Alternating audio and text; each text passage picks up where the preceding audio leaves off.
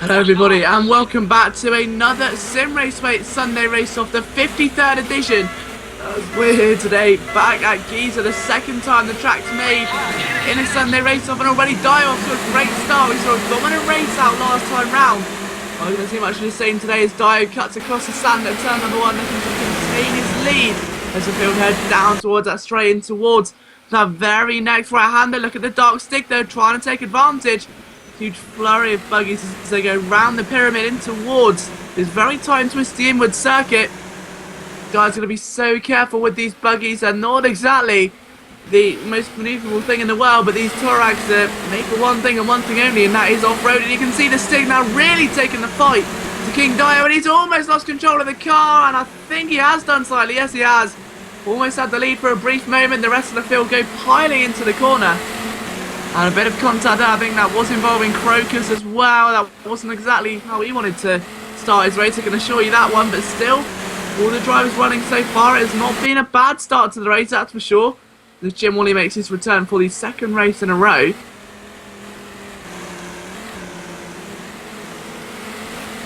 But still, Dio leads with the Dark Stig in second. Third place is still in Ganj.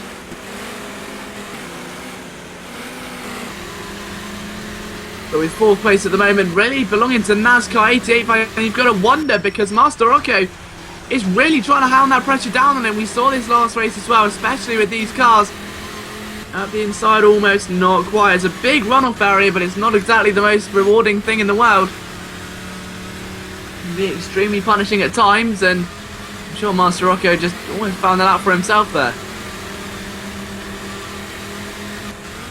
Heavy braking as they begin to climb the hill now, and Nganj is actually going under pressure as well. So the trio there forming behind Nganj, it seems, as they make their way up in towards that right-hander. Look at the race lead battle as well. That's almost going to heat up. The Dark Stig and Dio getting very close together now.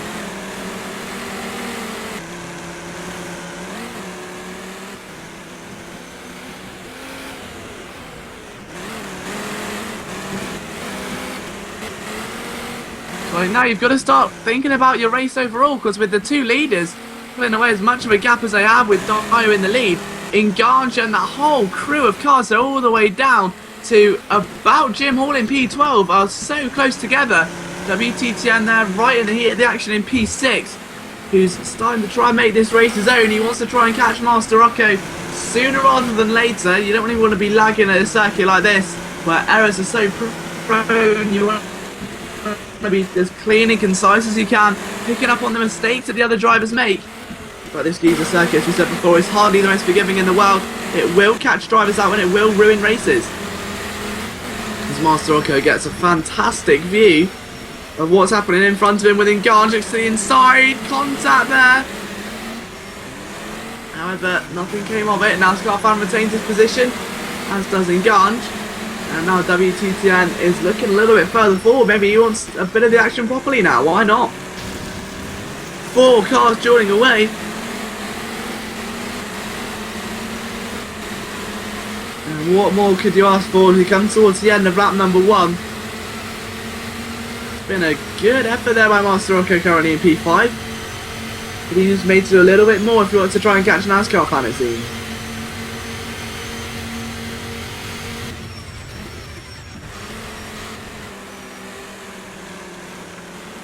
So there go the 3 drivers in pursuit of one another. Quick rundown of the order then as we start lap number 2. Dio, the Stig, Nganj, NASCAR fan, Master Rocco, WTTN M1 in 6th, 7th is Bolinas, 8th place Andy Bob, Yang P9, Jim Hall in 10th, who's joining away there with High Plains. He makes his return. High Plains takes a position due to Jim Hall's little error there. Devil Web in 12th and Crocus in 13th place, with Jim Wally just behind in P14. Rounding out your field, so still 100% participants have finished tonight so far. I want to try and retain that for as long as we possibly can, as Nganj really does start to absorb the pressure now that NASCAR's putting back onto him, and believe me, there is a lot of it as well.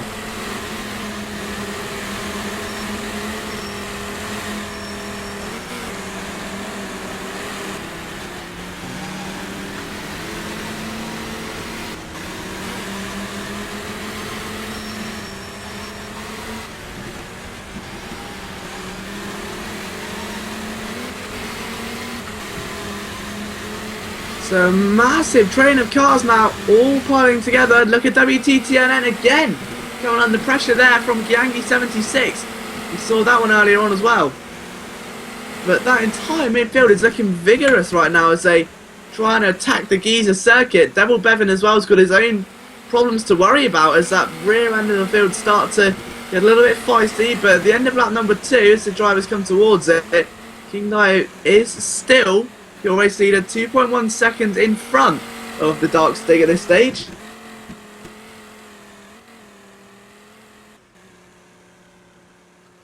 And NASCAR fan there making a pass for P3 on Engange.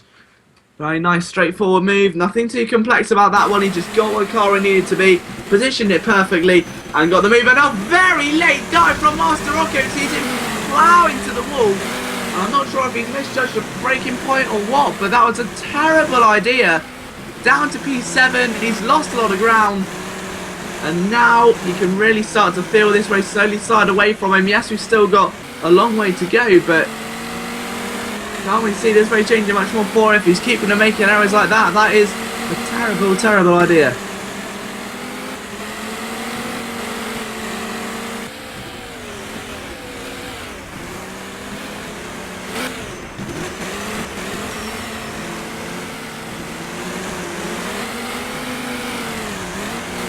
Master Andy Bob there as well, as Master Rocco has to try and get his race back on course. It may take a little bit more than a move on Andy Bob. There's a lot to recover in all honesty. The Dark Stig there looking quite handy in P2 in all honesty. He got off the line absolutely perfectly. And since then has been in pursuit around the Egyptian, I would say countryside, but sandy dunes to say the least. Plenty of lumps and bumps in this circuit to keep the drivers occupied, and a very unforgiving runoff area will not slow you down like a gravel trap. These cars designed for off-road, you put them on an off-road part of an off-road circuit and well, they're only going to speed up, aren't they? Runoff areas on this track are not designed to slow you down, they're simply there as, oh, there's nothing else for it, is there? There's sand, this is what Egypt is and what makes this track so special. So if you do run wide, you run the risk of not being able to slow down and smashing with the barrier. We've already seen it a few times today, no doubt we're going to see it a few more as well. It's all about consistency and really keeping a clean line more than anything now for a lot of these drivers here today. Engange still leads over NASCAR in the battle for P3 and 4. Bellina's still P5. Master Rocco still in 6th. However, both Andy Bob and WTCN are looking to try and take that from him at the moment. There's no guarantee they will though. They've kind of got their work cut out back there.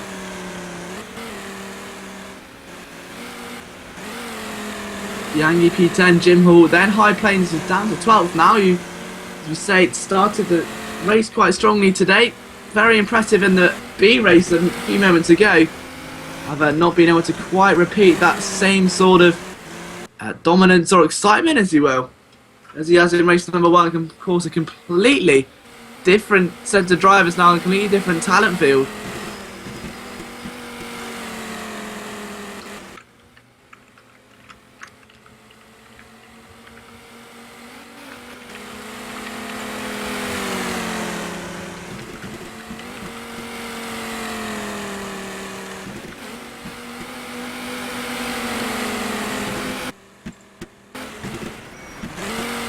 So the most interesting part about this race that I've seen so far has definitely been the sheer elevation change to this circuit and the effect it has on the drivers. You go from that nice and easy tarmac part at the very start of the lap to off-road in a short space of time.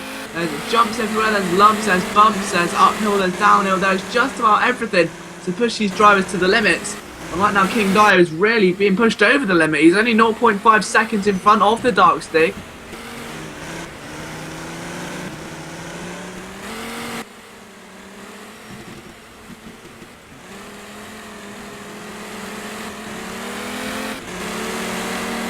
Only time will tell as to if King Dio can hold on, but right now things are definitely looking strong for him.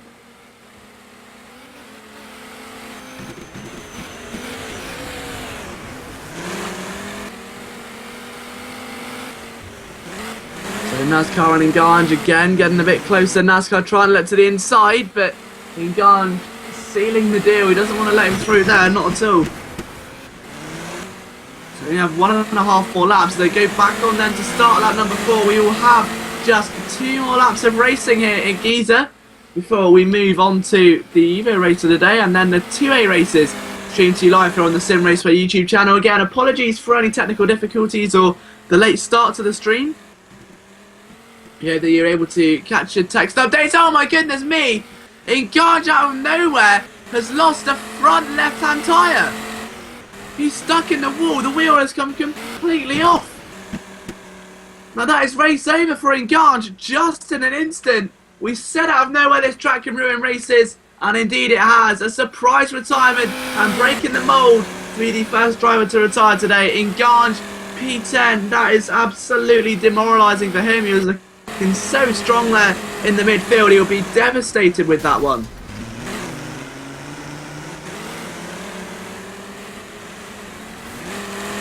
Hopefully can recover from this in the next race, but even so, it's so frustrating when you do that well and you lose it that late on in the race as well. Hopefully none of the other drivers make a similar error.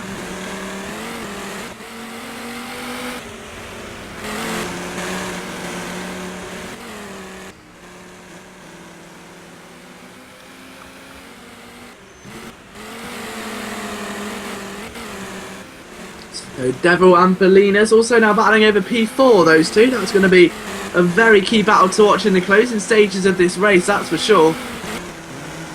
Both drivers need to get the absolute most out of the car as they climb their way towards the midsection of the track.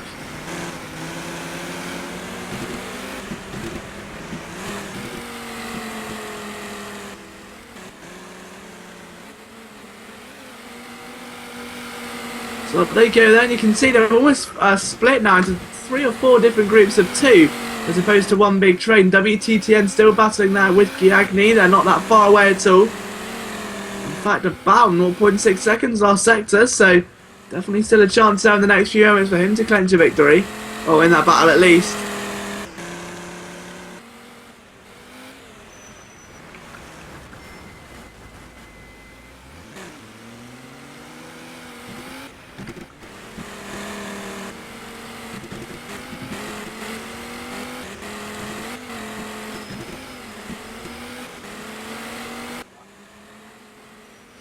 So Dio, who's pulling away now 3.1 seconds, he's definitely started marching, isn't he?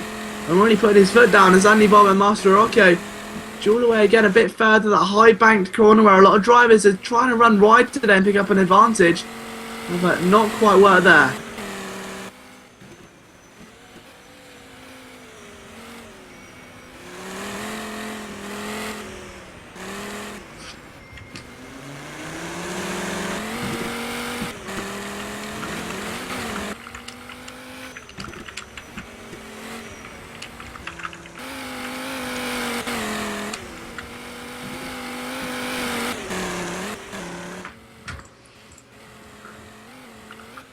But Andy and Master Rocco still drilling away then, the penultimate lap of the race. They're about to come towards the climax of it. We're waiting for about 13 minutes total right now, and Master Rocco was involved in the walls earlier on, needs to try and find something a little bit sooner rather than this, because he's not going to be able to make the pass. There's just not enough opportunities.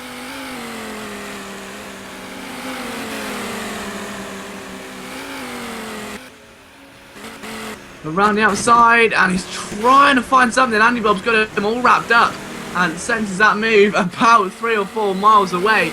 They just start now, lap number 5 of the afternoon. Final lap's underway. They're 48 seconds there behind Dio, and now WTTN joins the fun.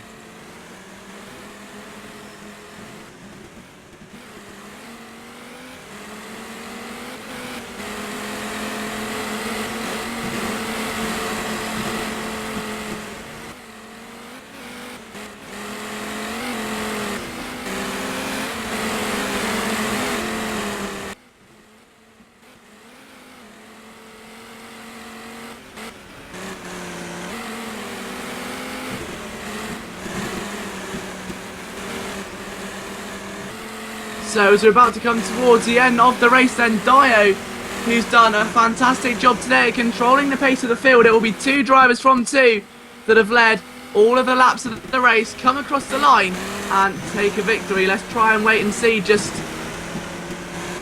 who really can be the master of the Giza pyramids. And right now it does look like it could be, well, King Dio to say the least. He's done a fantastic job.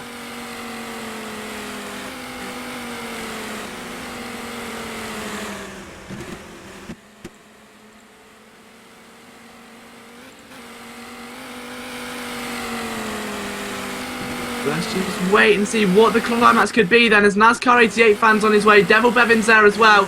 Then the all-important battle in the midfield there. Master Rocco and WTTN. The war still rages on as Andy Bob escapes, as does Bolinas.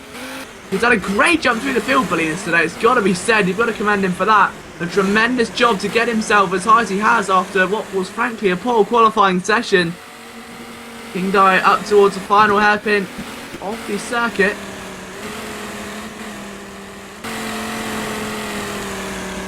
And then down the line then to King Dio is your winner for the A race of the 500 to 900 skill quad. A tremendous achievement indeed. The Dark Skig is going to take P2 and in great fashion as well. Definitely a contender for driver of the day. Kept King Dio on his toes until the final few moments. And really put on a good show of aggressive and defensive driving, that is for sure. NASCAR 88 fan crosses the line in third, or is about to at least.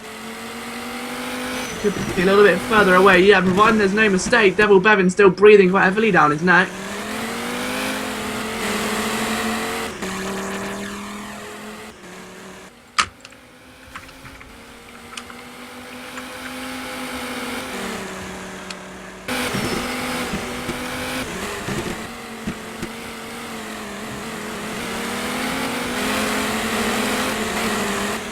Yeah, over the line goes NASCAR. Devil Bevan P4. P5 is going to be Bolinas, but only a whisker in front of Andy Bob. WTTN in 7th. 8th place is Master Rocco. Then it'll be Jim Hall. Crocus, he's putting some sideways driving on there. Oh, that just looked fantastic, didn't it, on the screen? 11th place will be Jim Wally. 12th place will be High Plains. And 13th place will be Giagni, who didn't finish, and neither did Nganj after that very strange incident earlier on. Seeing that left front tyre just pretty much explode off the front of the car. It's the first time I've seen a Volkswagen Touareg actually suffer an incident like that. These cars are very robustly built indeed. So to see a wheel fly off in that sort of fashion was very surprising. So it must have been quite a heavy hit that Nganj took. Luckily he will be okay. I'm sure we'll be competing again very shortly. But that does bring us towards the end of the race as High Plains crosses the line for the second time today. So 2 races, 2 finishes, and in this environment you can't complain with that result. We'll be back very shortly with the Evo race right here on the Sim Raceway YouTube channel.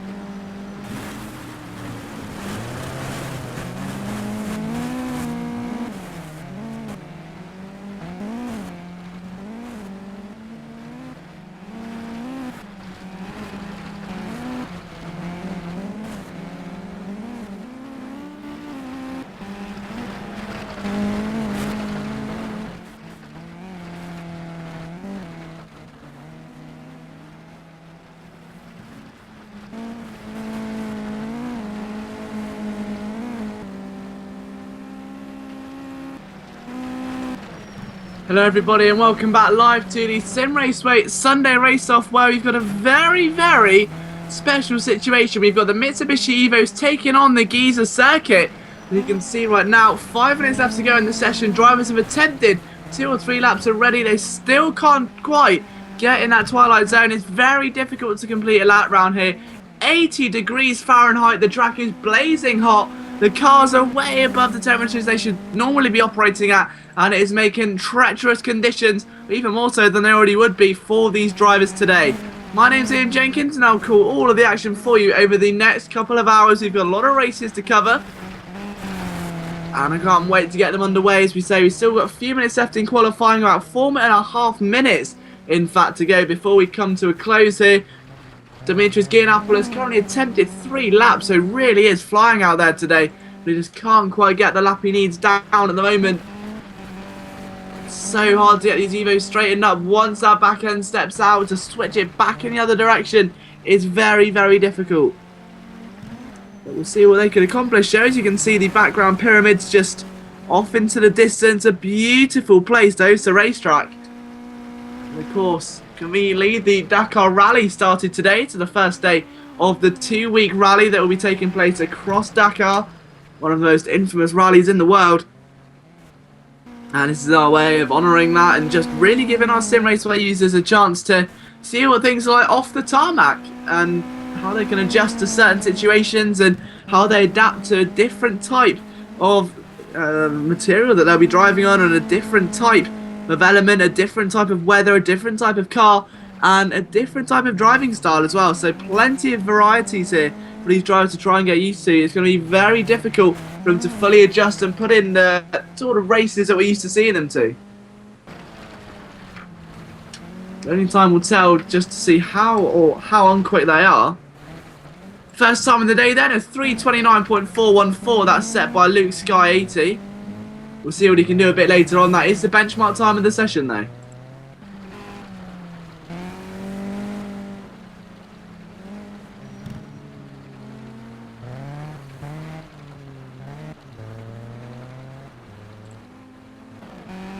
The time's starting to roll in a little bit quicker now. You can see, so we've got Valisisk, who's currently the fastest man on the circuit, I should say, Valisisk. We've got Rags P2, Suzuki LJ50, Luke Sky, Darek in 5th, and PA rounding out your top 6. And all the drivers that have set times, except there for Tyro, who makes his debut today in the first ever Sunday race-off. Talking to him earlier, he was very excited about the prospect of what this race holds, and I think that's definitely showing. And his pace at the moment just under 2 seconds there away from a pole position. We'll see if he can improve as the session comes to a close, but the drivers should get one more lap in now before the time expires. It'll be very difficult, but they may just get one more depending on when they cross that start-finish line.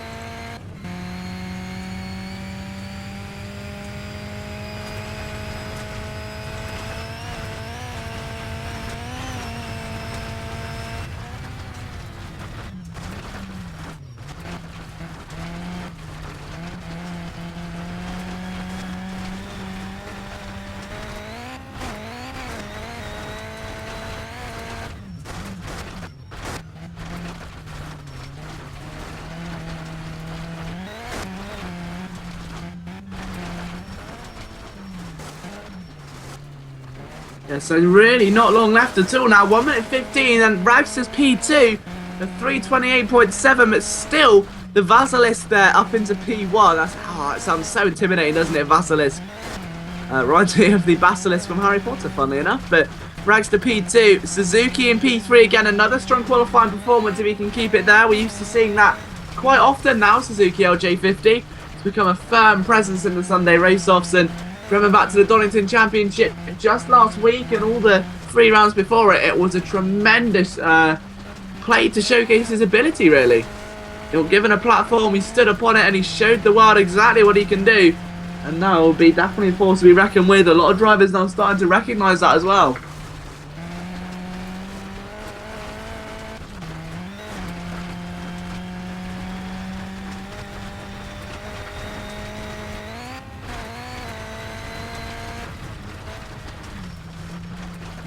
15 seconds left in the session. Is anyone going to be able to take down Vasilis? He's got 0.8 of a second over Ragster alone.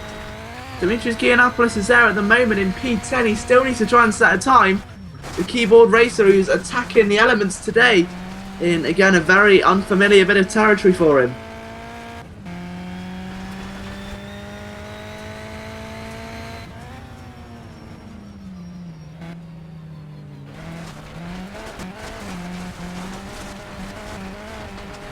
So he's still just got to try and keep pushing now to just wait for the session to come to a close. Indeed it does. And Kuleshko there, P7. Kulazaushko in P7 has not been able to improve his time. Tyro very well may do, in fact. He's not that far away for a moment. He's going to the last few corners up in towards that hairpin once again. He's going to be careful not to let that back end step out, especially in a car as tail happy as these.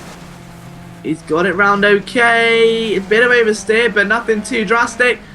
Is this going to be an improvement on his debut, or is he guaranteed a top 5? Let's find out. He stays P5. No, he does. He goes third. Sorry, late update. He does go third. So a second row of the grid start there for Tyro. Ragster's not down to 4th. Suzuki is down to 5th. Lazarus is still going. PA's finished. Kulieko's finished. Direct 9th. Dimitri will have finished as well shortly. He's got 2 more corners to go. As Bolinas takes a bit of a pirouette into the background there. But here comes Dimitris Giannopoulos across that start-finish line. Can he improve from P10? He needs a good lap to finish. Where will it place him? He goes first! Pole position for Dimitris Giannopoulos. As the session expires, Dimitri gives it all, and that is a phenomenal lap time. He'll start the race from pole position, and we'll be right back with you shortly with the full race.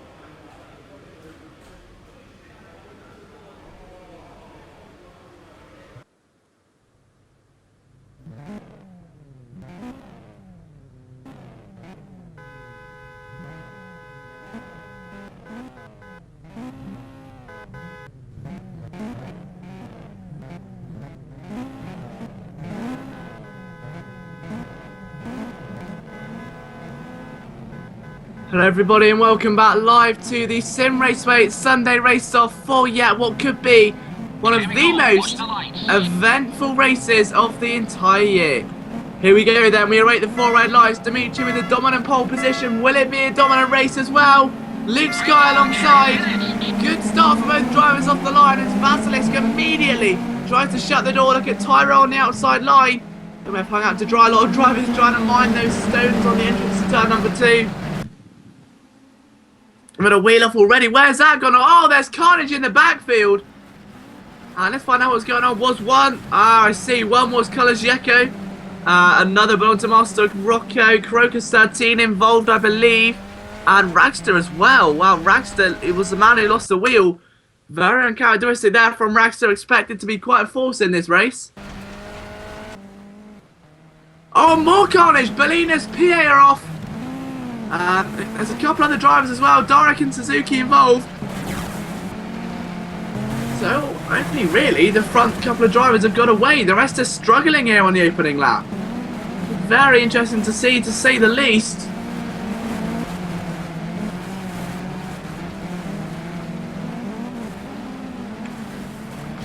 Tyro, Lazarus, Suzuki, Belinas, Kroger's, Darek involved in yet another incident from P9. He tries to get that car spun back around. But Luke Sky, the Vasilisk, Dimitri's Gianapoulos, I beg your pardon as well. The man who started this race on pole, he's down to 3rd, but nonetheless still sticking with the leaders right now.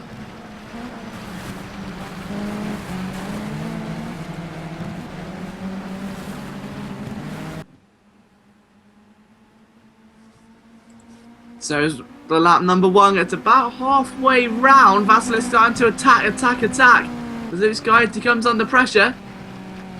Oh, he goes wide there. Now Dimitri might try and sneak up the inside of both of them. They're almost 3 wide. There's a bit of contact. And there's still contact between them. Dimitri takes full advantage. Sneaks round the outside. So thank you very much. I'll see you in the future. But look at that. 4 drivers now over the lead.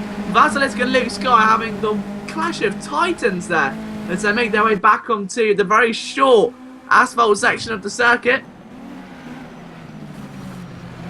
Tyro on his debut as well with a chance to really make an impact here, and doing so he is. From P4 at the moment, 3 cars up in front of him. In the, I say dirty air in a very literal sense of the word, all the dirt being sprayed off of these cars isn't exactly going to be doing the car behind very much favours, and Vasilisk hits Luke a little bit. Tyro nails the line, he moves up to 3rd. Will he attack 2nd potentially? Maybe he's trying to cut underneath. It'll be a very nice move. Narrowly missing the barrier there through its very tight and twisty section leading up to the hairpin. Trying to break and go around the outside. And oh, he's lost the back end, and it's very easy to do through there as the elevation change just sweeps the car away from under your feet.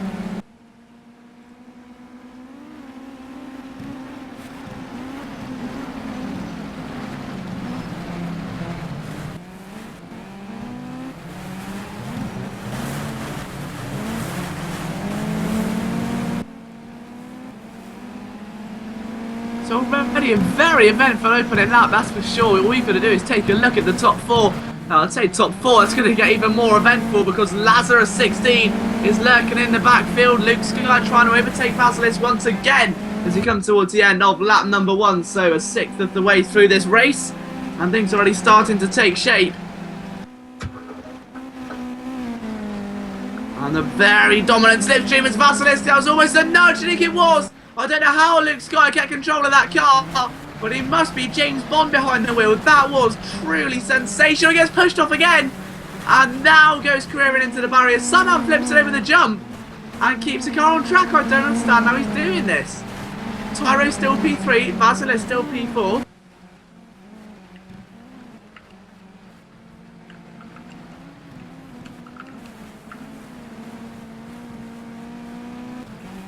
But now Vasilisk has got to really focus. Tyro wants 2nd place and he wants it now. He needs to try and attack because if he gets stuck behind, he's going to lose a lot of time to Dimitri as he's wormed his way back to the front of the field and retain that position from where he got up pole earlier on. During that qualifying session, we saw some great movers and shakers, but Tyro definitely surprised a few and turned a few heads with his qualifying performance. Bit of a drift there from Basilisk as well. It's only going to lie into Tyro's favour.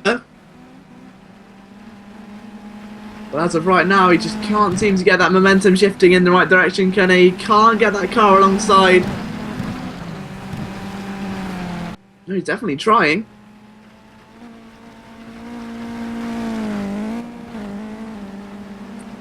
So now back inside the slipstream of Basilisk. Wanting to really try and put a move on him now as Lazarus again now makes his way from P4. Oh, he goes wide. Tyro's off. I think he hit the jump at the most awkward angle possible. And that is really gonna impact this race. Unfortunately for him, he's gonna struggle now.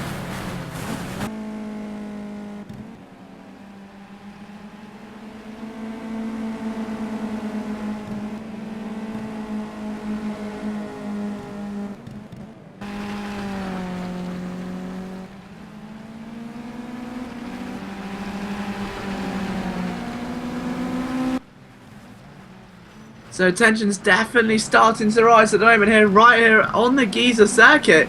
I've only completed a lap. The drivers really trying to set into their rhythms now, especially that top 4 battle with Ragster retiring. Only one retirement after the wheel came flying off of the Evo. Was very interesting to say the least.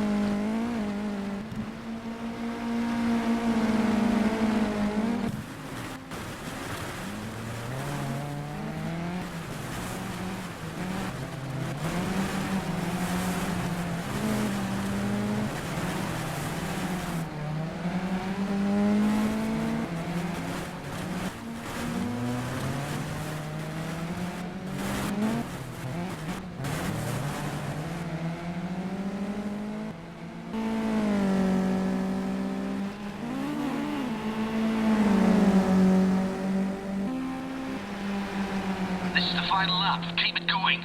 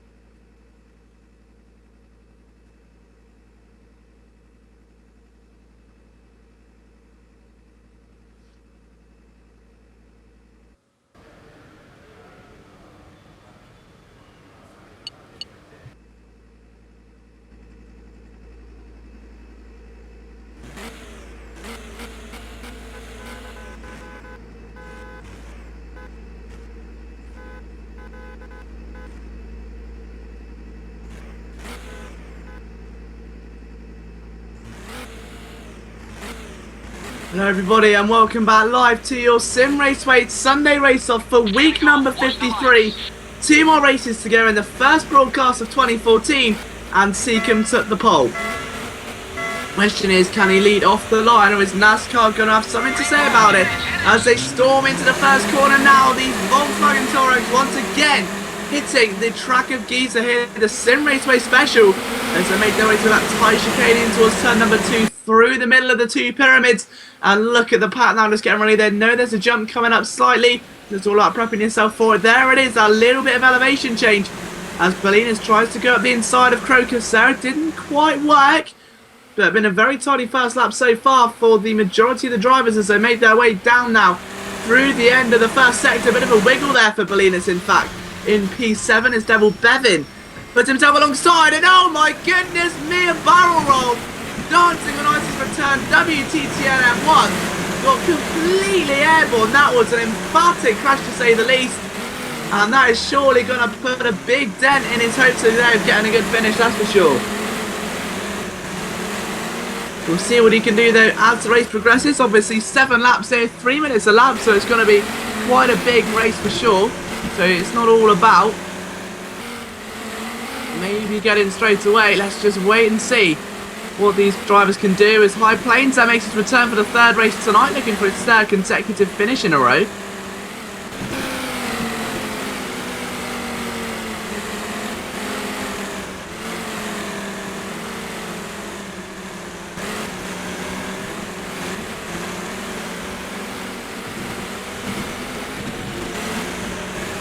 High Plains trying to go at the inside. Andy Bob and DeMagico also side by side to the very end of this field is looking very aggressive, that's for sure.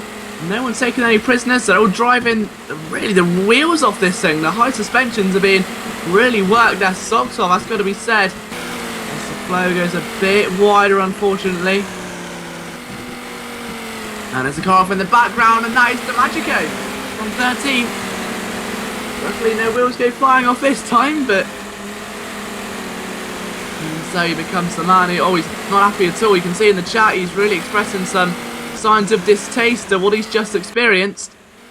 But there you can see Jim Hall and NASCAR 88 fan, both of those gone wide. In fact, everyone's got a little bit skimpy through there. Very interesting to see.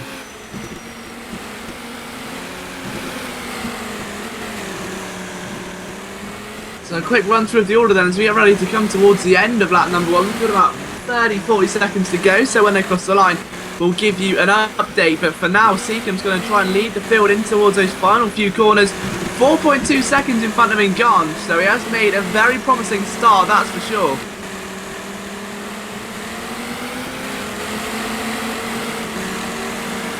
Now the question being, can he maintain this speed or no? Well, one factor that is going to help him is going to be that Nganj is more focused on defending against Devil Bevin than he would be against actually trying to help himself, because he can't attack when you've got Devil Bevin breathing down your neck so heavily. He's looking to the inside there, and a bit of a nudge. Nothing too drastic that's going to ruin anyone's race at all, but it comes towards the end of lap number 1 now. It is Seacombe that leads. It will be Nganj in P2. Devil Bevin just behind them in 3rd position. Crocus 13 in 4th. Bolinas in 5th place, and a big gap back to P6, and this is where the carnage begins. Jim Wally, NASCAR and the flow line astern as they cross the line. Jim Hall there, P9, Dandy Bob 10th, and WTTNN sits in 11th with High Plains down in 12th, and DeMagico after that big incident earlier on, all down to 13th, so he hasn't exactly had the dream start, but I'm sure he's going to want to try and make up for it as time goes on. He just ideally though needs to try and keep that car pointed in a straight line. That's going to be the key here. Can he work his way back through the field when everyone else is fighting? Can he take advantage just like a few others did last race? Sure, they would have all been watching with eagle eyes, and Jim Hall's done it as well. Jim Hall has barrel rolled the car, dancing on ice, the semi-final. And that is upside. That's a very tricky position, isn't it? I'm sure, yeah, the car does auto roll, but Jim Hall with a big roll indeed there. As the 2nd driver to do that in 2 laps, so things definitely looking a lot more challenging out there than what they seem on screen. High Plains there, really trying to take the fight to Andy Bob as well. That's over 8th position. Those 2 guys really leaving it all out on the track and trying to cut across the sand there. Is High Plains, and he's got it done. Of course, that's not really illegal. There's no real apex or track boundaries here. It's just sand and fencing. with that recommended line off the sand in the middle, the darker toned sand. Nothing to say, you can't cut across, although it is said that going across the roadway is quicker. We can't guarantee it for sure.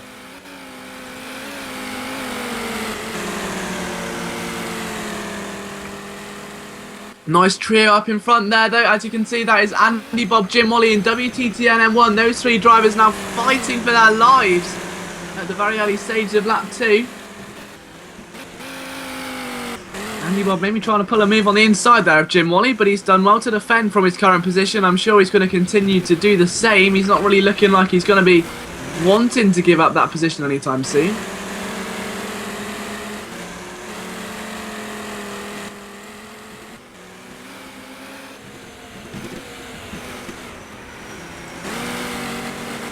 The two cars get ready to cross the line for yet another time today. Let's just take a run through of the order then, because Seacombe is almost at the finish line. He's not too far away now. 10 seconds in front of Devil Bevan, so really starting to put the numbers between the two drivers now. And Devil Bevan, as we said, he needs to pull away, but Devil has already got himself into second. He's overtaken Inganj. Crocus is there in P4. Big race there for Crocus, that's got to be said. Fantastic opening stint now in his first 2 laps of the race.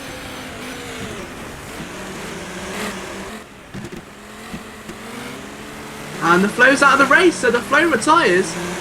And that's very interesting. I wonder what that was for. I'm assuming there must have been some sort of incident somewhere along the lines.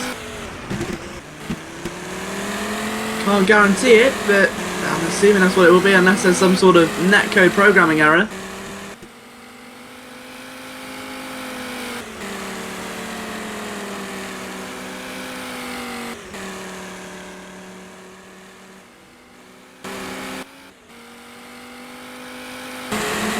So the field cross the line, they start at number 3. And through they go. That's WTTNN and Andy Bob crossing there as Jim Wally and DiMaggio follow suit very closely. DiMaggio looking very aggressive on the back of Jim Wally there. Oh, he's tried to go at the inside and he almost got a complete lead into the wall. And he tried to go at the inside. The hole closed faster than you can close the door. And out of nowhere, DiMaggio's race is over. He's out of the race. He's given up. So he got to the start of lap number 3, went for a very audacious move actually, to say the least. And it just wasn't there for him, it just wasn't ready. The hole was too small. And he was very, very lucky to avoid a hit with the first wall. But exactly as we were saying earlier on, because this circuit is so unforgiving, the runoffs do not slow you down. So if you make a mistake, be prepared to take an absolute clobbering from the wall in front of you. And I don't think anything could have prepared him for the hit he did experience, a very nasty blow indeed.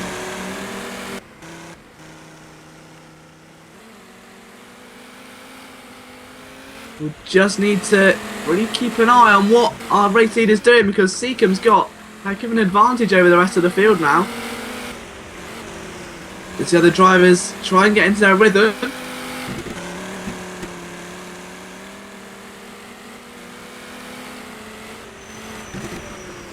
Andy Bob for sure, as he really does need to try and put a move on WTTN1 sooner rather than later.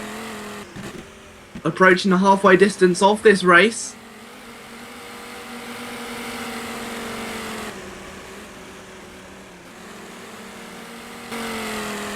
Now maybe looking to the inside, trying to pick a fault with the lines. It's very easy to do here with drivers consistently making errors or experimenting with what lines work and what lines don't.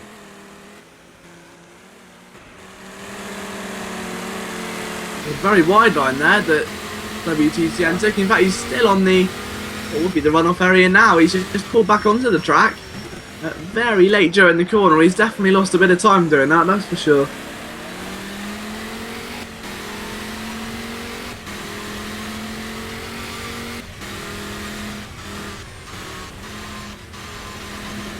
But let's just see, because WTTN is again still losing time. He's not been the most consistent defender here today. He has made a few silly errors. But we'll wait and see if he can maintain his current speed. He isn't lapping too badly. He was quicker than Andy Bob last time round. But this slalom section almost now really catches so many drivers out, even the best of the best. I'm sure we'll see that in just a moment's time when the 8 race for this skill corner gets underway. But right now we need to focus on finishing lap number 3 of the 7 that we've got laid out in front of us. The battle you're witnessing right in the heart of the field at the moment is Andy Bob and WTTN M1 do a big war, and WTTN gets that all wrong. Andy Bob almost followed suit there for a moment. I'm very surprised he was able to keep that car under control, actually, if on second thought. No, he's making a lot of errors right now, WTTN. This is not the way you need to drive. If you want to retain a position, you need to be trying to drive maybe some more experimental lines.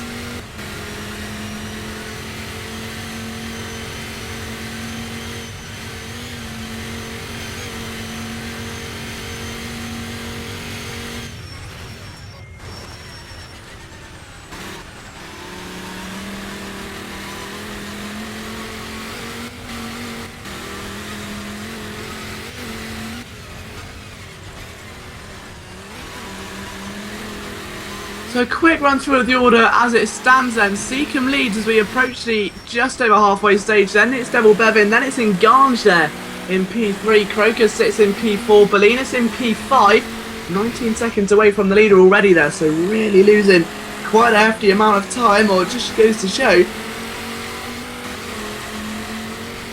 just exactly how quick Seacombe is. He's done an almost an exterminating job of the fun, hasn't he? He's made mincemeat of the rest of the drivers and just taken the field and made it his own. He's in the lead at the moment by a whopping amount. Andy Bob's P7, Jim Wally's in 8th, still in that battle on his own there against the tarmac. The main battle we're witnessing is Andy Bob and WTTN. They're the two drivers that have been really neck and neck this entire race. A few silly errors by WTTN has allowed this gap to become as low as it has, but still not enough time to capitalise, and that is what's kept these two just in this together right now. Otherwise it should really be a one-sided race, I should imagine, between these two drivers.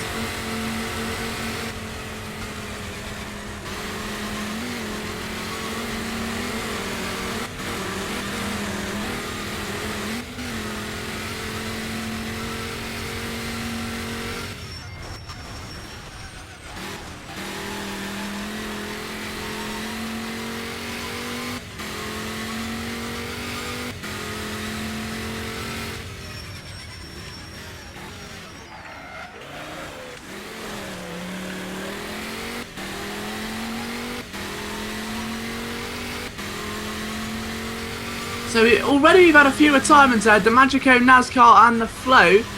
3 retirements, that's the highest we've seen in this race. It's been a very, very solid run by the majority of these drivers here today. They've all done an exceedingly good job, I'd say, at keeping the car on the track. And as we said before, this is not the easiest of tracks. It is unforgiving, and it is going to make life very difficult if you're not the most consistent driver, or you do lose concentration easily. And that is where these drivers have excelled today. They've done some brilliant work.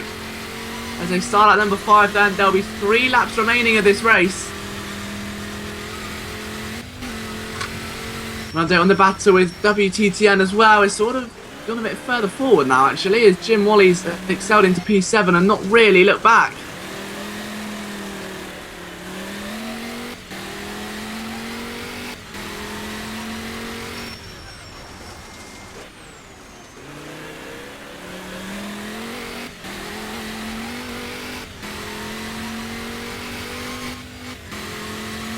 So the heat picks up right in the heart of Egypt, and 2014 has got off to a flyer.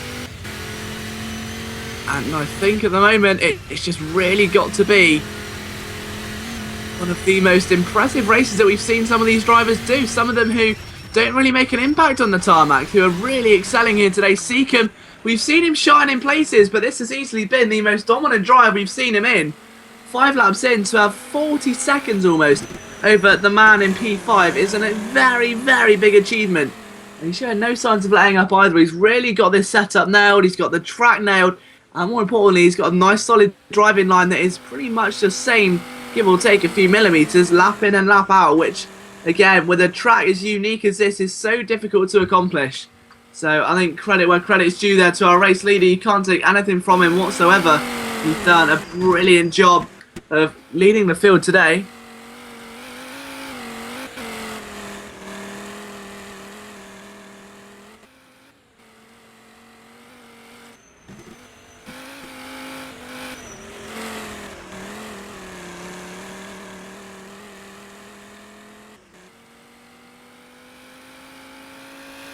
So again, it runs through the order: Seacombe, Devil Bevan, Engange, Crocus, Bellinus, Andy Bob, Jim Wally, WTTN, which again, that battle has unfortunately died down. Higher Plains Air P10, and then out of the races, DeMagico, NASCAR Fan, and The Flow, leaving us with 10 runners for the next couple of laps. So not too long to go until we can draw a close to this race, and we're already bringing into the final race of the evening and the final race of the first stream of 2014. And what a way to start the year as well. Forget about when you associate with British weather, you think rain and snow and cold, horrible winds. No, we're here in Egypt to start 2014, an environment which is so demanding, both mentally and physically, one that will drain the body due to its sheer heat that it pumps out through the sand. The cars no doubt get extremely hot, and that is why it requires such a masterful setup here to succeed, and something which Seacombe has done incredibly well at as he starts the penultimate lap of the race right now, bumps over onto the final straight and starts lap number 16 with a time of a 3:07.683. That is not bad at all. We'll see how Devil Bevan does in comparison, but I cannot see it being anything close there. 3:10, almost 3 seconds slower that time round. So that's just a testament to how quick he's going right now. Seacombe is on another level.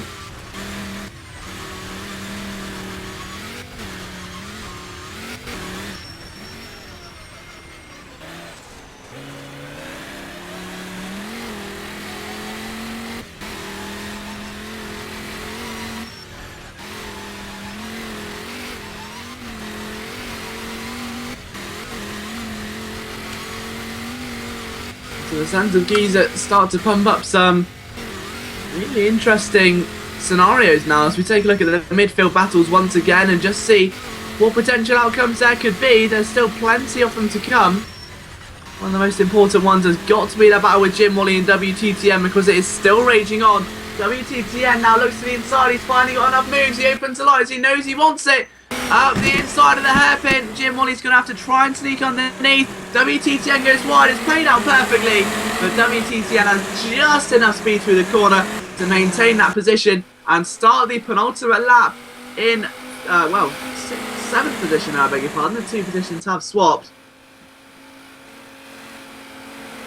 So about 7 more minutes of action for these drivers right now before we see who really is the fastest of the two of them.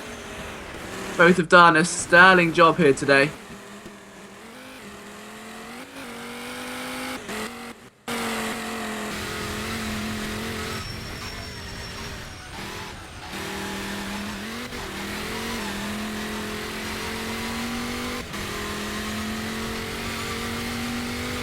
Still a bit of anxiety almost, as we can see Jim Hall starting to become a bit of a factor here.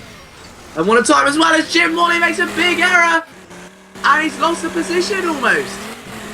And Jim Hall trying to go round the outside. That may just work. Not yet. Jim Wally under a lot of pressure now. The tables have turned once again. Over the jumps, and Jim Hall can't get it to go despite his best efforts.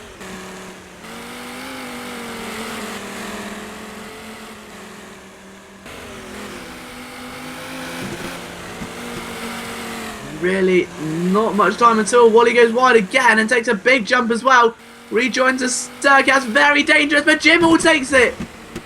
8th position now. Can he catch WTTN in 7th? Has he got that sort of pace? Or is WTTN going to make an error? Or, alternatively, is this race signed, sealed and delivered for all of the positions? But what a battle we've seen here between Jim Hall and Jim Wally. The two Jims who've done simply marvellous jobs in providing us with some top quality entertainment. We're not too sure who's going to come out on top, but one thing is certain is that we won't be disappointed. Both of these guys are deserving winners of that position, essentially.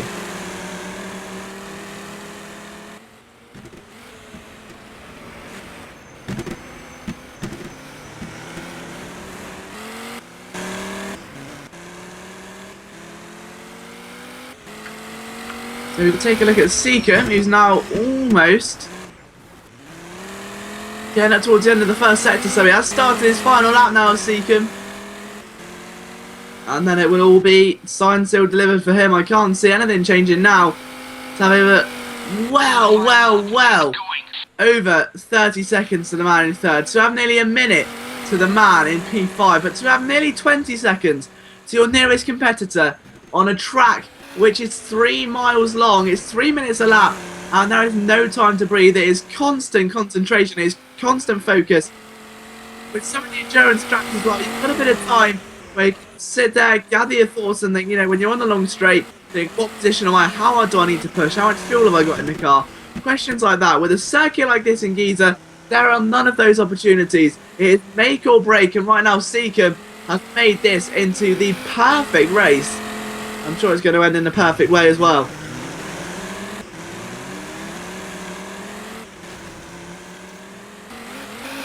Oh, I know he's gone a bit wide there. In fact, he's gone very wide. He'll lose 20 seconds, but even so, he's, well, a bit of a frisky line there. Just make sure you bring the car home. Let's not lose a wheel right at the end of the race. Don't do anything too stupid or too absurd.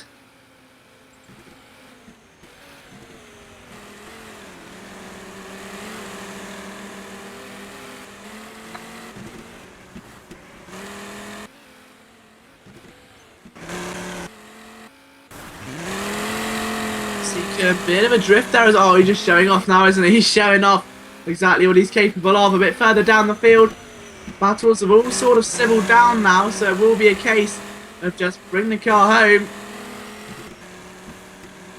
But Seacombe has really been a proper inspiration to drivers today. I think which drivers should aspire to be. So controlling, so in control, so dominating, yet so conservative at the same time. You've not seen him make a mistake all day long, up until that one just then.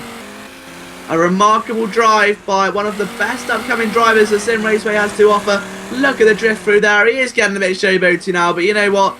He's got every single right to be. Up into the hairpin he goes. Is he going to kick the back end now just for giggles? No, he's not. When he flashes his lights, he knows it's over now. Just make sure he doesn't hit the concrete blocks, and we're all good. We're away.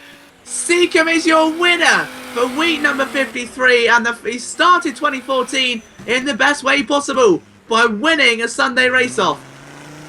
So God only knows what 2014 has planned for Seacombe, but if it follows on from this, it could be something rather special. Devil Bevan over the line in second again. Both second places today in both skill quants have done fantastic jobs at keeping the leader in check. Again, not a single foot put wrong there by Devil Bevan. He did deserve a better result, but you know what? He will take second. Ngan is about to cross the line there in P3. He may just be a minute or two. He's almost hitting the line now.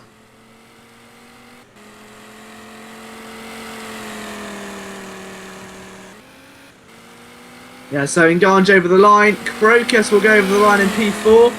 P5 will be Bolinas. He can't quite cut in there. He's doing everything he can. And you've got P6. It's too late to gain a position now. Jim Hall and... oh, that's interesting. WTTN and Jim Hall may have a bit of unfinished business. Just may. They're close enough. They just need a bit of an error from one or the other for this to become an official battle. WTTN has done, again, a nice job of holding off Jim Hall today. But he just has to do it for a few more corners. If he messes up now, then no one will focus on what a good job he's done. But the fact how right in those final few corners, he couldn't handle the pressure. And look how close Jim Hall's getting right now. He's doing everything he can. Try and get the car straight. Not quick enough, and that's going to help as well. If Jim Hall's going to be kicking that car left and right, and WTTN can't match him, we may have a battle in the final couple of corners. Final hairpin. WTTN goes wide deliberately to pick up speed. And that is going to surely secure him 7th position. Yeah, it does indeed. No one was going to stop him in the end. Great performance by both drivers, though. Jim Wally will finish 9th, and Higher Plains in 10th, with DeMagico 11th, NASCAR 88 Fan 12th, 13th the Flow, and they round out your runners for today's race. But don't forget, we've still got one more race coming up for you. It is the A race of the 900 to 1100 skill quant. You will not want to miss it. The best drivers of Sim Raceway kick off 2014 in a very hot, very controversial Egyptian Giza circuit. We'll be right with you.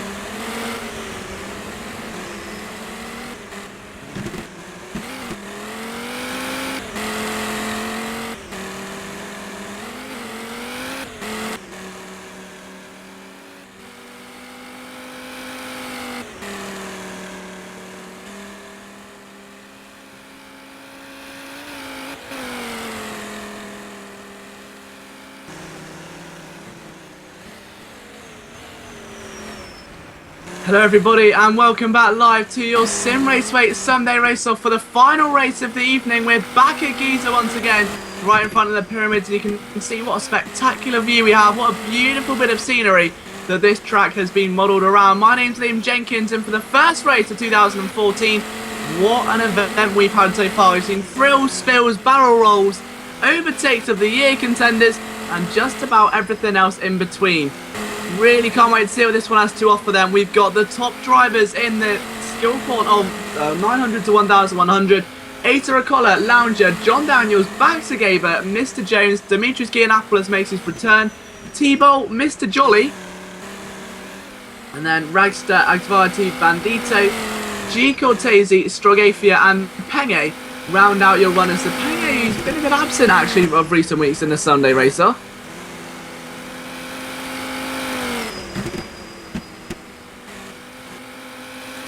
So we'll just have to see who really is the true king of Giza at the moment.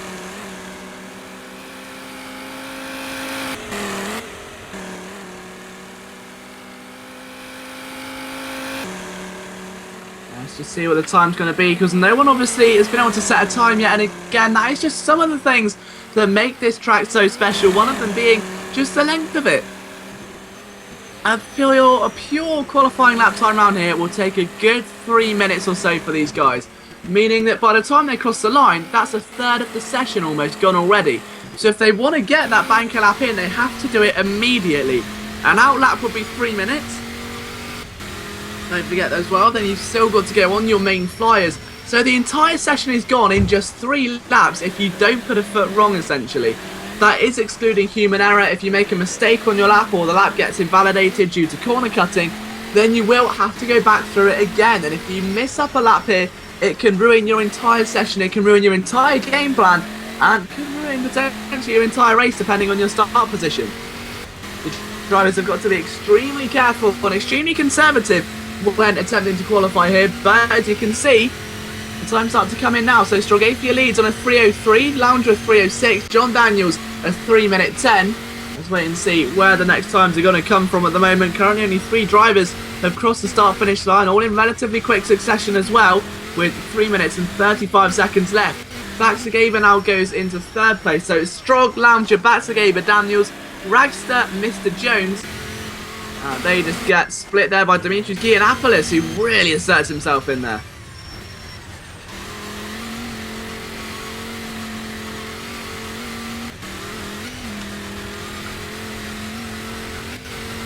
So Dimitri's really proving that he's a force to be reckoned with more than anything else. Let's just wait and see if he's got anything more hidden up the tank here as we get ready for the final 3 minutes of qualifying around this beautiful Giza circuit.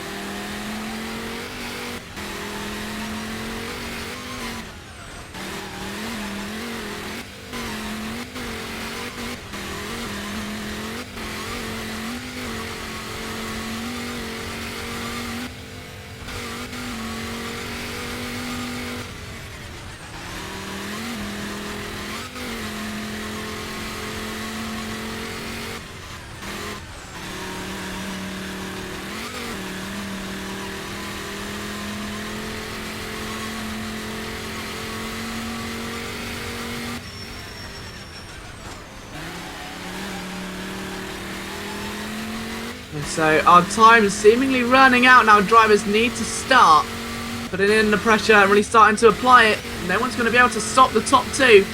3:03 is the fastest time of the day. In comparison, Mr. Jolly's done a 3:16. I'm assuming that would have been with some errors. But 3 seconds separate first to second position right now.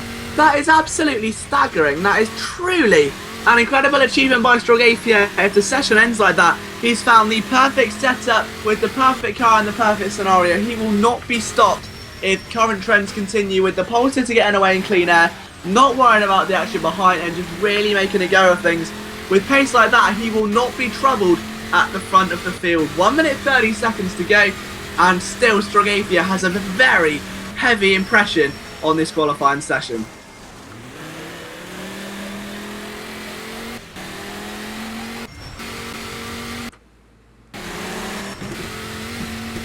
So Cortese still looking to improve. Axvarti also back to Gaber down there in 7th. John Daniels uncharacteristically P10, but usually a bit higher than that. So have to see if he can find something out of the bag quite late on.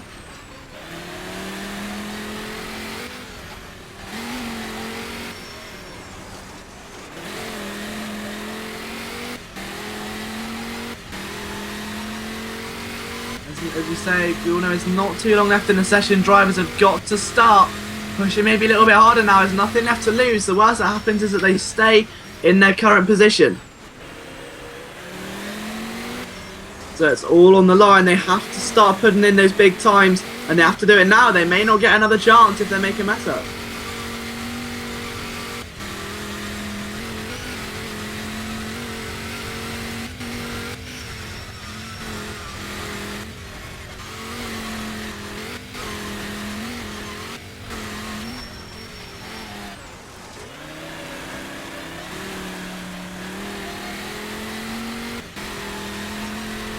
So 3 seconds left in the session, and the session hits 0 now. The drivers already in. Dimitri's won't improve. Asa Acola will not improve. Strogafia is out on the circuit, and that is slightly worrying for these drivers. That has got to be. Lounge still out in P4, can make an impression. Cortese's out of the session in P5. Axvarti also. Lounge P6. Oh, just jumped up to 5th there in the last second. Pengade's out. Mr. Jones will be out quite shortly. Ragster's still out on circuit. And the rest of the field, in fact, are out. So it's just waiting for, really, our race leader, who's dominated this session by about 3 seconds. Lounger, who's in P5, still got about 2 minutes to go until he hits that start-finish line, and really does give us a firm indicator as to what his pace is like this weekend. Maybe had a bit of a mistake, but all he does need to find a 3,000th of a second. So faster than you can blink your eye is all it takes for Lounger to get in front of Axvarti. Not that much at all. So in case of that and going wide, he's trying to go for the optimal sort of racing driver's line. And on a circuit like this, I think you've got to improvise really and maybe push the car a little bit wider than you normally would. And Lounger's bouncing all around the place. That suspension really being worked on the Volkswagen Touareg. A nice turn in, and he's going to flip the car all the way to the right now to the hairpin. It almost feels like a rally stage, this circuit, doesn't it? It really does not feel like a racetrack at all. It is a real challenge for these drivers, one of endurance and one of physical and mental conditioning. A few more corners left to go through the slalom section, as I call it. Comes out of it in a much better position than I thought he would, really. As you say, he needs 3,000ths of a second. He's not that far away from finishing the lap either. 3 seconds is what he needs, though, to get even close to Strogafia. So there's an indicator as to how quick he really is. Through the last left-hander of the lap, and they'll make their way up in towards the pyramid hairpin, is what I'm going to call it. As you can see, it's conveniently shaped like a triangle. I should have, I think, corner naming for a living, I think. I'm in the wrong profession at commentating. But anyway, through the pyramid hairpin goes Lounger, and across the start-finish line he goes. Will this be 4th position? Is it written in the stars above the pyramids? No, it's yes, he does. He goes 2nd. And what a way to do it as well. As the session ends, the lights come on, and Lounger comes alive in the lights. 2nd position, a great improvement there. Baxagaba goes 3rd.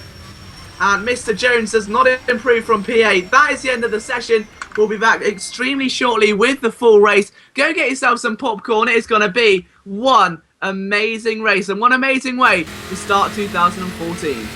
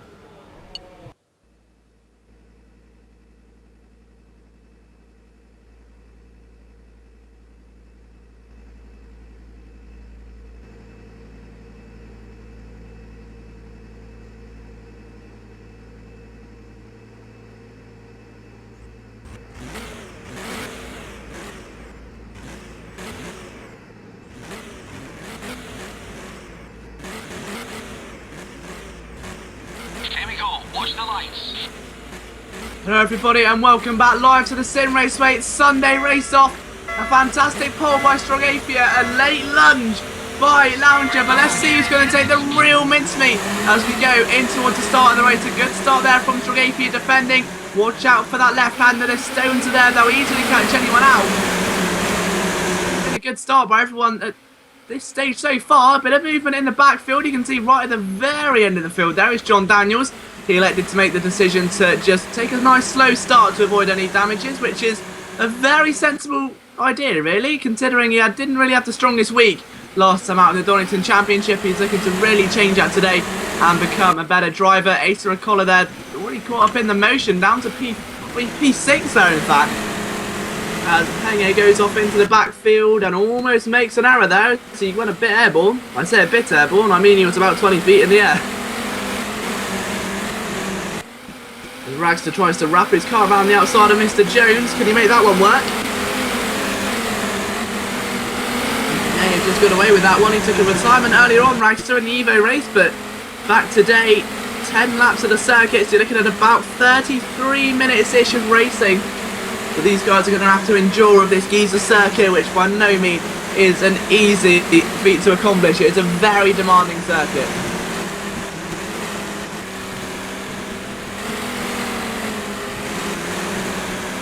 Still a massive line of cars. No one's being too adventurous in the early stages, and who can blame them? There's a long road ahead of them.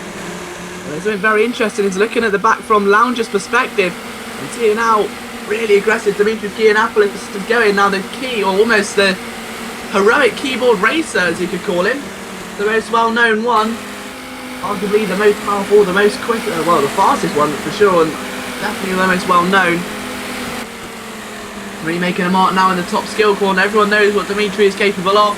He's achieved quite a lot here in Sunday race-offs before. He wasn't quite the presence we expected to when it came to the Donington Championship and the Evo Series, but nonetheless still fighting here today as 2014 brings new horizons, new chances, and new heroes potentially, new drivers who are going to ready to get stamping their mark all over the place. Oh, and there's a bit of contact up front and Dimitri goes through it. It was Lounger that's made the error. He slips down the field. Everyone else driving fast, almost a bit sideways there went Penge, but everyone gets through narrowly. John Daniels up to 13th then after the error. As the cars make their way through the slalom, now start to push towards the end of lap number 1. Of the 10 we have here today, 10 laps doesn't sound like a lot, but when they're 3 minutes a lap, it is absolutely... well, tiring is the only word for it. It can get so tiring so quickly. And I can't really see it getting any easier for these drivers, especially when you've got people from left, right and centre all trying to attack you, all trying to take your limelight.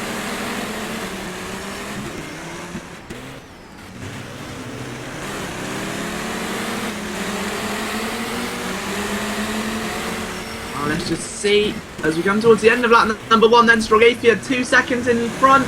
He's going to continue the trend, isn't he? It's the trend we were talking about earlier on of how you start on pole, you get into clean air, you escape well. It's a great start. Cortese P2, back to Gabler P3, Dimitris Giannopoulos in P4, Asa Acola still nicely placed there in P5, and Kvarty in 6th, Ragster 7th, and Bandito goes very sideways there, excuse the voice. Wow, that was not sure, was quite more shocking really. Bandito's error, or the fact my voice went about 12 pitches higher than it normally should do.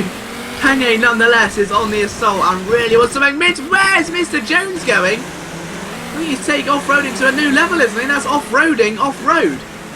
He's somehow found a way to get off circuit and flip back onto it. That's incredible. By the way, he's lost all the positions due to it though. John Daniels gains another. He's up to 12th now as he looks to try and attack Mr. Jones, who has really been quite unimpressive of recent weeks. Nonetheless, they need to try and prove us wrong today. Looks to the outside of Lounger to regain that position. Over the jumps they go. Through that long spoon curve. I'm getting good at this whole corner naming thing. Anxiety P5, but he's being caught very rapidly, I think, by Dimitris Giannopoulos is the only word for it. He's not exactly got it easy out there.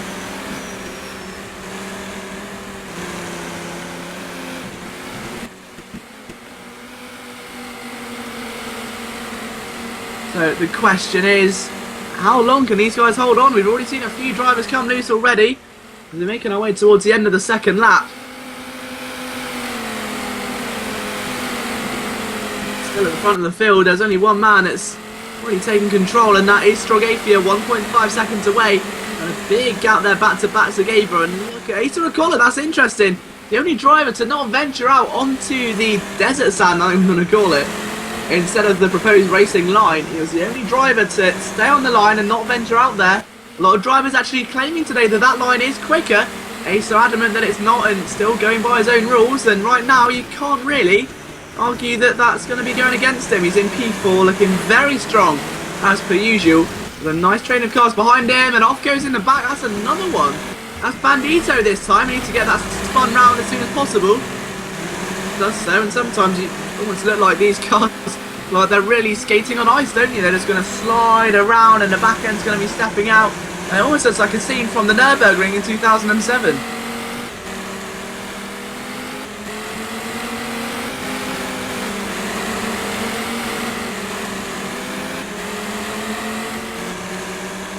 A nice little clutter of cars there. That's Bandito. He's fighting away with Mr. Jones, and John Daniels had 3 wide. First time we've seen this all day. They get through cleanly, and Mr. Jones is the opportunist there. Daniels effectively losing out slightly. He still remains in P12. Oh, and that almost took my breath away. That was simply fantastic to watch. As they enter the slalom now, Bandito adamant to not kick the back end out. Through the final corner and onto the main straight they go. Line of stern as they start lap number 3 out of 10.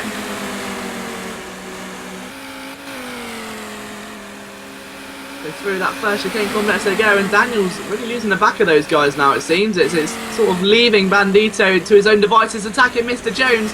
They want to get a pass through there, and he's gone extremely wide. And it really is like watching a UK Drift Championship. This is simply phenomenal as Daniel's vying for a move around the outside before Bandito adamantly shut the door. It did look a little bit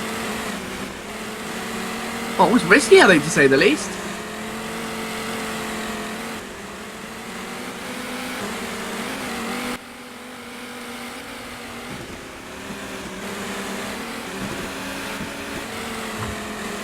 But so if you take a look as well, we've got Cortese who's away with this one. What's happened to Strogafia? Strogafia's got a problem. The race leader has got an issue. I think that's a netcode problem. That's an internet issue. Strogafia is in a world of trouble right now. If he can't get that resolved in the next few seconds, it could mean an intermittent finish. If this race ends prematurely, this could be... Oh, it is. It's the end of the world. The man who decimated qualifying by a few seconds will be watching this race from the paddock. And you can almost feel the heartbreak echoing around the Egyptian side right now. It's almost the silence at the circuit. He was pulling away so quickly. And it has handed the lead to a very unsuspecting G. Cortese 49. Zagabra sits in second. Asa Recola third. And that means now the battle for second is going to be extremely heated up. The track was at 74 degrees Fahrenheit. When you add the tension what all these drivers are bringing, you might as well put it into the low hundreds, because this is going to be simply tense to watch.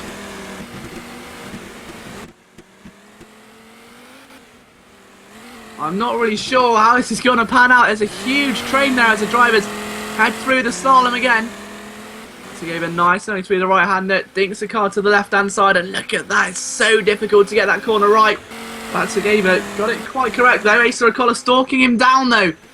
And the hunter is becoming the hunted once again. We've seen this quite a lot recently, especially here at this circuit. In towards his little right hand kink. Careful of the barrier as well. Asa Recola almost kissing it there. Late move to the inside. His Zagabra's going to be pushed wide. Not quite, as they go towards the pyramid hairpin for the third time today. Cortese leads, Zagabra second, or is he? He's got a bit wide. Ace is going to try and push alongside. It's a drag race to the finish. There's not enough room to go too deep. Surely there's a wall there. Careful, lads. Oh, and that was close, wasn't it? Oh, my heart was in my mouth. I thought that was going to end in imminent contact, but it didn't. Great racing respect by both drivers, and Ace is wrecking the reels off that thing. To the right-hand side he goes, looking for the move, and Zagabra shuns that door. He's not letting one through just yet. Asa, though, adamant he's not going to let one slip. To the outside, he wants his old form back. He wants a win today. Bit of a rocky jump. And that's going to postpone his drive for us a little bit more. Back to Gaber, holding on for dear life here on lap 4 out of 10. It's a bit sideways, but back to Gaber really having to hold on.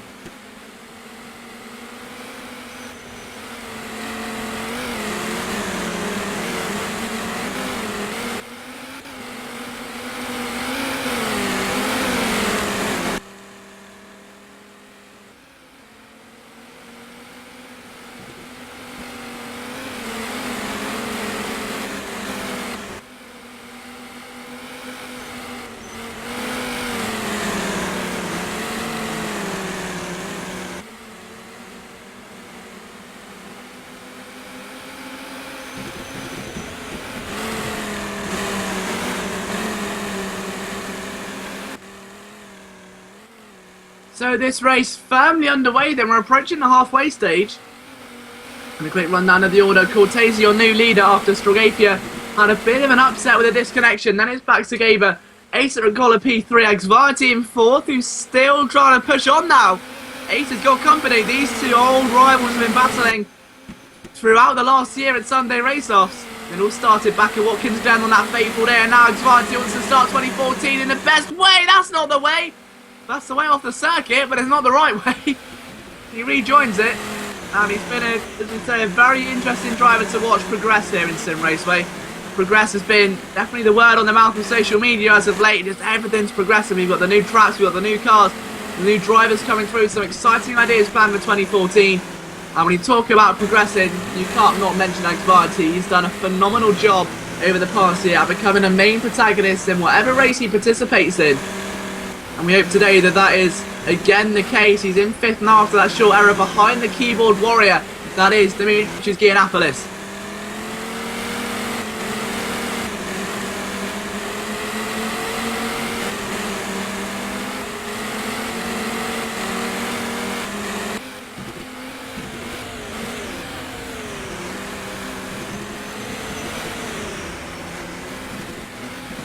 Tension really starting to build at the moment as Xvarti's coming under pressure from Dimitri. I thought they would maybe settle out between themselves or they would separate, but Xvarti's been looking a bit rocky over the past few moments.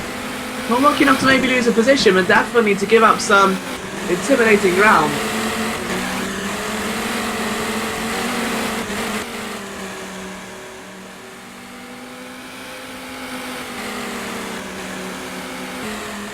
As they make their way down all through turn number 2 again, lap number 5 underway. We're almost halfway through then. And Xvarti goes a little bit wide there actually, that was a bit close. But that whole quartet of cars that is behind him, Dimitri's Lounger and Penge and Raxton now as well, is really looking to spice up the action with a little bit of a battle forming. Bit further behind is Bandito and Daniels go at it now. Daniels breaks into the top 10 after that risky qualifying call, the controversial call. So maybe just stay behind at the start, and he's trying to go around the outside off the left-hander. That's maybe not going to work, but he swooped it up. Great defensive driving there by Bandito.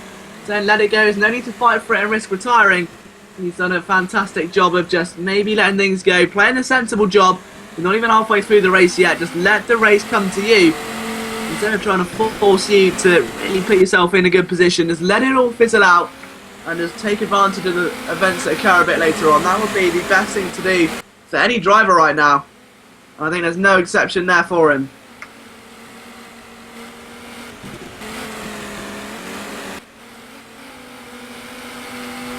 And he took us a bit wide there in fact though.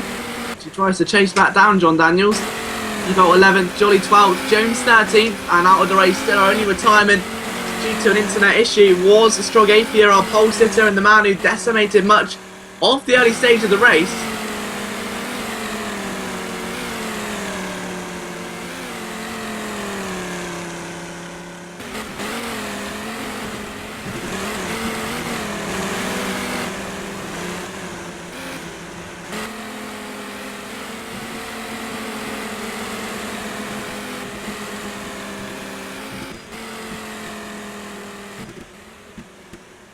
So tension really mounting here at Giza. Lounger, Axvarti, Baxigabra and Ragstead, the main trainer. That midfield train has not separated all day. In fact, it's just got very close as they enter that slalom section.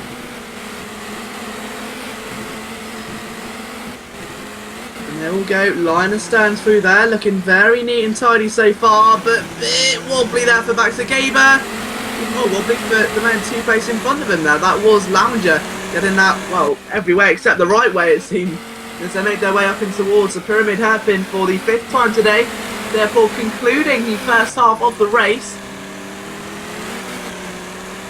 But it's still giving it their all as Axvarti really needs to start driving something. He's kicking the back end out, but he's only going to be losing time. He needs to try and mount a drive together now just to maybe pace himself, calm himself down, speculate the situation, and then from there figure out what to do, because passing Lounger is no easy task. Passing Lounger in the environment at Giza is definitely not the easiest thing in the world. And as they cross the line to start lap number 6, let's see who the faster driver was. It was actually Lounger by about 2 seconds. Overall then, let's take a look at lap times. A 3:07 by Asa, 3:07 by Demetrius, which is interesting. Demetrius on a keyboard, Asa O'Connor on a steering wheel. So keyboard races, or if you ever wanted to start in sim race way but been frightened because everyone else will have a steering wheel, let Demetrius be the inspiration to you. The man is using just a regular keyboard and is in 3rd position, matching the pace of one of the all-time sim raceway greats. The Lounger's in P4, P5, Axvarti, Baxagaber's in 6th, Ragster in 7th, Penge in 8th, 9th is John Daniels, who's under pressure there from Bandito. So that battle is far from over. In fact, I think it's only just begun between those two. Just behind as well, you've got Jolly and Jones. That could just be over before it's even started. Jolly goes all ways, but the right way once again, and now underneath goes Mr. Jones. Oh, he's pushed him off a bit there. That's a little bit rough and tumble, isn't it? It was T-Bolt, the man that passed him before, and Jones now trying to pick up something.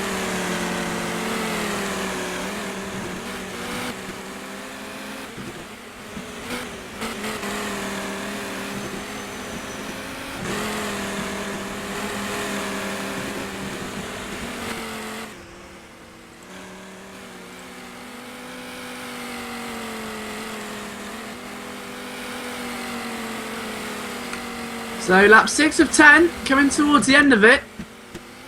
Got about another minute of the lap or so. It's Cortese ragging the wheels off the thing as well, isn't he? Driving the hardest way he can possible. Nice and easy through there. 13 seconds back to Asa O'Connor, so not as if this win was handed to him on a plate. He still had to drive a good 70% of this race out front on his own, doing everything he can.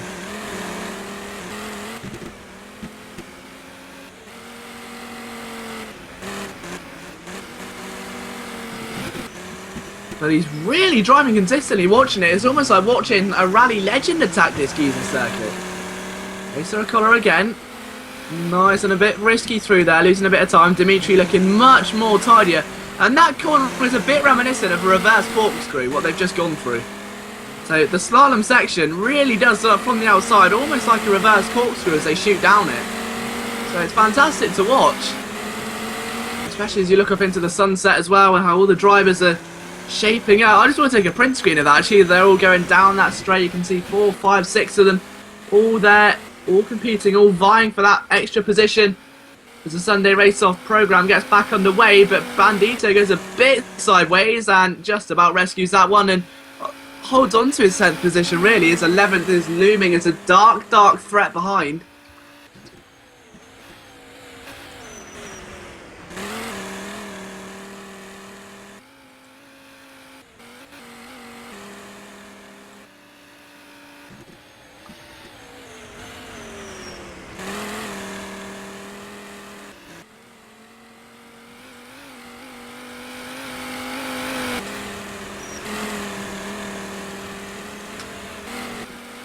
So as we come towards the end of lap 6 then, 4 more laps left to go.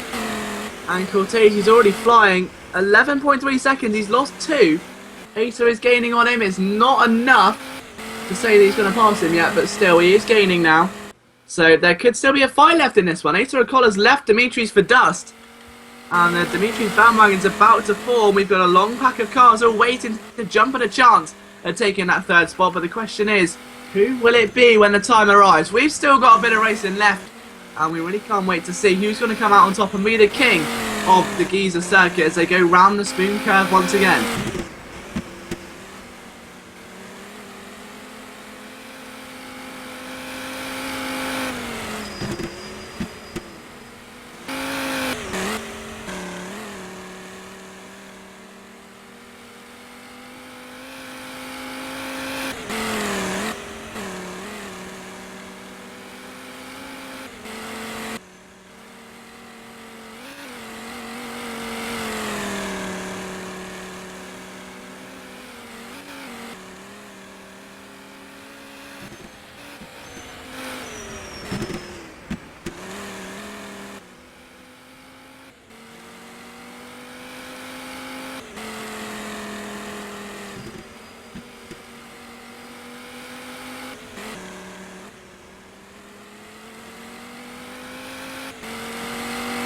So, as you say, still plenty of time left then. Or lap 7 out of 10, and apologies for the long pause. I think this race has taken out of my throat, a little bit of a cough, but we'll see what action's left to bring as Anxiety starts to really bring this home now. P5, he's already gained a couple of seconds on Lounger, just 5 separating the 2 drivers now. Baxagaba P6, as he tries to stay with him, is more of a chase really, as opposed to kind of bringing him down. It's stay with him and don't let him escape off into the sunset. Not just any old sunset either, it will be the Egyptian sunset, which looks so beautiful here amongst the pyramids and the perfect environment for a race to celebrate the opening day of the Dakar Rally, as well as Mr. Jones hits the barrier. That's nothing too brutal, but that's still the first bit of contact we've seen for quite some time, which just goes to show you how really professional that this top skill quant is right now. Very consistent, very clean, very concise racing there by all parties involved at the moment.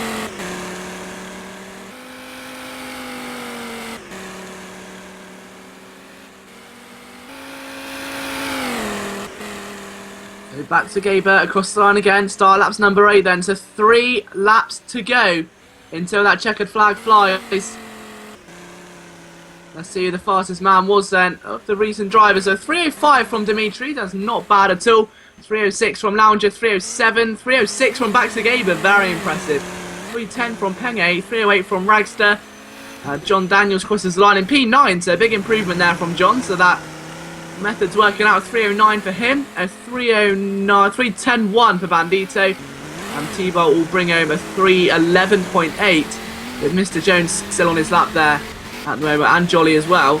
But we do have another battle forming. We said Baxagaba was catching Anxiety, and indeed he is. The gap now just 1.3 seconds as the 2 drivers make their way over the crest of that hill again. And look how much extra track they're taking, and over the dunes they risk so much. When you put a wheel on one of those lumps on the track, if you catch it at just a millimetre out of where the optimal range is, then you'll see a barrel roll. We've already seen 2 or 3 of that today. 2 or 3 different barrel rolls, separate incidents. And Baxagaba's again there, almost caught one. Very lucky not to, but in fact it somehow worked out quicker. Anxiety struggling with the current conditions. The track temperature's hot, the rubber is burning quicker than wood on a fire. As Baxagaba again now to the outside. That is a cheeky move. They're side by side, a bit of a nudge. Baxagaba somehow holds onto the car in what looked like trying to hold on to a lamppost in a fire, well, in a thunderstorm really, or in a hurricane, and trying to hold on for dear life, and somehow clung onto it, and he's only just a second away now. I'm not exactly sure how he's pulled that one off, but that was some very impressive driving by both drivers there. Baxagaba drifting it onto the tarmac there. You can see he runs a bit of a shorter line. Oh, he's played that beautifully. Overtaken him. Textbook stuff from Baxagaba. Drops the handbrake, lets the car drift inwards. Signed, sealed, delivered. That's in your post box. And that's also got a first class stamp. But Anxiety wants to take it back. The postage was not sent. Anxiety trying to go right round the outside. He's got the inside line for next corner. What a battle. Anxiety's not going down without a fight. That's for definite. You can see that already. That was just a brilliant bit of driving by both, again, contenders there. Absolutely fantastic.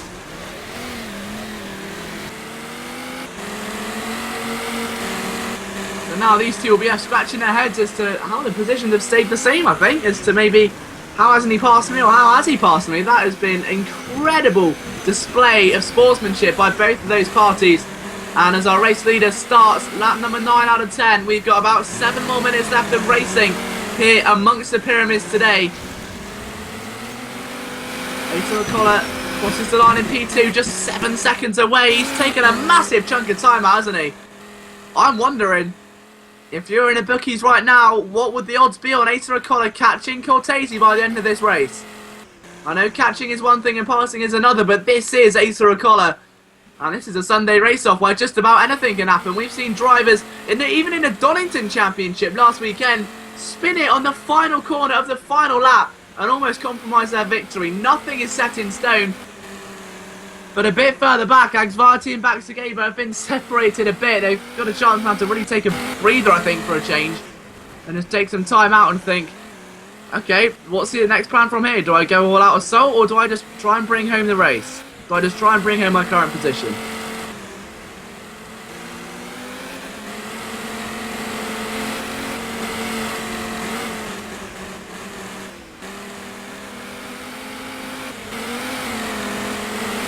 And again, back at that battle. Dimitri's getting up as well. Dimitri's gone very wide. He's spun the car. If he saves that, it's a miracle. But not quite. And heartbreak inside the Volkswagen there. Dimitris Giannopoulos, the keyboard racer who struggled. We thought this could be one of his finest performances. He was heading for glory, and the road's been cut short. He's trying to hold on. There may be some damage to the car. He's holding on the outside. Yeah, Ragster's gone through. And the two drivers now battling for their lifetime. Ragster's on the attack. He needs it badly. He's running out of time. 1.5 laps to go, if that now. Nice cheeky move, trying to get the inside, get the cut back. He's played that brilliantly over the jump. And as they rise over the hill, the tension not even begins to mount, but begins to increase the heart rate. As Dimitri's going to move on the outside. No, he's got the jump. And that's exactly what I was referring to. The slightest angle you take wrong, the slightest millimetre out of place, and that car is out of your control and in the hands of the Egyptian gods. Absolutely phenomenal as Dimitri needs to get something going. Now John Daniels fancies a bit of the action in 8. He would love to take that from him. Baxageba and Agsvarti joining in. The action's never ending. What a way to start 2014. We're here with a bang, ladies and gentlemen, and Sim Raceway is here to stay. This will be our best year yet, I can guarantee you. And with races like this, it'd be hard to say otherwise. Again, Baxageba looking strong, and again he needs to try and mount some sort of charge before it's all over.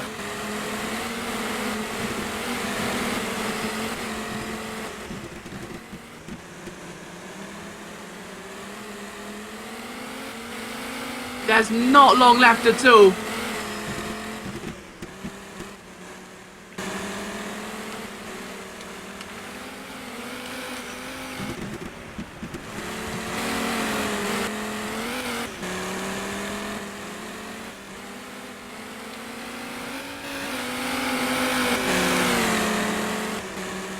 So then, the final lap is about to get underway. And now you can really feel the excitement building. This desolate track in the middle of nowhere has been home to one of the most fantastic Sim Raceway events I've had the pleasure to commentate on. Agsvarti and Baxageba again about to do battle one last time. And look at the aggression now that Baxageba possesses. Really giving it all, and that is ragged driving now. That is aggression at its finest. Ruthless driving. As Agsvarti again makes a slight error. Baxo has been utterly remarkable today. As he goes a bit wide, watch out for the fence. That almost ended in misery, but somehow ends in hope. A small glimmer of hope that he can get this move off as they enter the Spoon Complex again. Into the right-hander now. This is where car control becomes key. The elevation change, you don't want that car to oversteer the ride. There's a nasty bump there. We've got another battle with Ragster and Dimitris as well. And look at this, they're side by side. Dimitris, oh, this is too much for me to handle. There is so much action on the final lap of the race. Dimitri doing everything he can right now to try and pull alongside. But we have to switch backwards. Anxiety's under attack. Baxagamer may have had it. They're still side by side. The two Volkswagen Touaregs. He's got it. Baxagamer sweeps across. And he's got the position. Anxiety runs way too wide through there. And that could be set in stone now. We turn our attention back to Ragster and Dimitri's for what could be one of the most exciting finales in Sunday race-off history. They are giving it everything they've got today. And why wouldn't they? Over the jumps they go again. And Dimitri on the keyboard versus Ragster with the wheel. A true test of skill, a true test of peak performance. And a true test of endurance as well. There's not much longer left. And a back-end steps out there. I think, no, he's gone wide, Dimitri's. He had the opportunity there. He had the momentum. But he's still alongside. He still has a chance. Oh, and that car has got more oversteers than I've seen in a Formula 1 car on ice. This is remarkable stuff. We've got to go to the front of the field, though. Because in a short amount of time, we're going to have our race winner for the first race of 2014. G. Cortese is the man. G. Cortese is the winner in Egypt. The first race of 2014 belongs to him. Asa Okola was almost a contender for a moment. He finishes just 8 seconds away from the leader. Second place, not a bad way to start 2014 at all. Lounger will cross the line in third position, a very respectable, very good result indeed. The battle for fourth almost came to blows, but in the end it was just not there. Baxagamer put on a stunning final moment display to make the pass and really make it stick. Great drive there from Baxagamer, arguably driver of the day. Anxiety fifth, Hengen will take sixth, and look at this! Ragster, Dimitri and John Daniels all fighting over P7. Onto the final corner. Daniels, I think, has lost it. He doesn't have enough chance. Will Dimitri's get alongside before they hit the line? I don't think they will. Ragster holds on barely by the skin of his teeth. Dimitri's there in 8th. John Daniels in 9th. 10th place will be Tebow. 11th will be Mr. Jolly. And 12th will be Mr. Jones. Where out of the race would be Bandito and that all-important Strogathia. You've got to wonder how different this race would have been if Strogathia were present.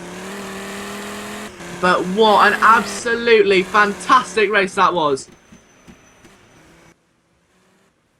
So as the first race of 2014 comes to an end, I said this would be the biggest year in Sim Raceway history, and I believe with that kind of display, I might be right. From myself, Liam Jenkins, thank you so much for tuning in and watching it with us today. Thanks also to the man who planned it all and made it all possible, Kasako, and to our cameraman for providing some exquisite views around this beautiful scenic circuit, Carlos, also known as No Fear C. But as I said, if you want to get in touch, guys, please head over to simraceway.com and go on the bright yellow chat button if you want to get started with racing with us, or go on Twitter on @SimRaceway or @LiamJSimRacing to contact me or the guys at Sim Raceway if you have any queries. But until then, happy racing, and I will see you next week for the second edition of the 2014 Sunday Race-Offs. I cannot wait, and I'll see you then.